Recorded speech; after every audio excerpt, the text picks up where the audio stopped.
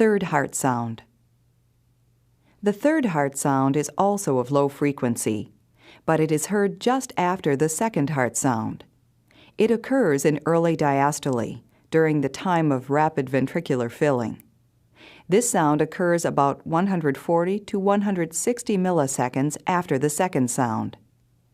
The S3 is often heard in normal children or young adults, but when heard in individuals over the age of 40, it usually reflects cardiac disease characterized by ventricular dilatation, decreased systolic function, and elevated ventricular diastolic filling pressure.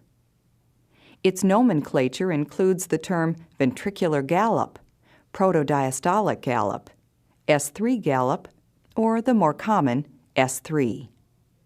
When normal, it is referred to as a physiological third heart sound and is usually not heard past the age of 40. The abnormal or pathological third heart sound may be heard in individuals with coronary artery disease, cardiomyopathies, incompetent valves, left-to-right shunts, ventricular septal defect, VSD, or patent ductus arteriosus, PDA. The pathological S3 may be the first clinical sign of congestive heart failure. The S3 may have its origin in either left or right heart. The S3 of left ventricular origin is best heard at the apex. The S3 of right ventricular origin is best heard at the left lateral sternal border. The S3's low frequency is best heard with the bell lightly held. Both S3 and S4 increase with exertion and become fainter with the patient sitting or standing.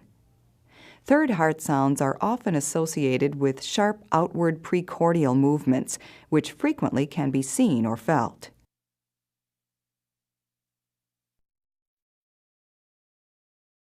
Listen to the following S3. The third sound will be taken out occasionally to enable you to determine its position in the cardiac cycle.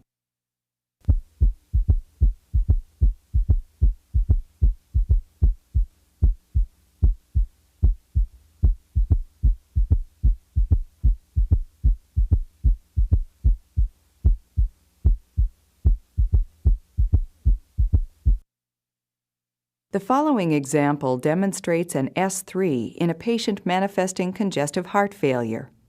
Since the heart rate is rapid, one of the first compensatory mechanisms of failure, one has the impression that there are 3 sounds with each cardiac cycle.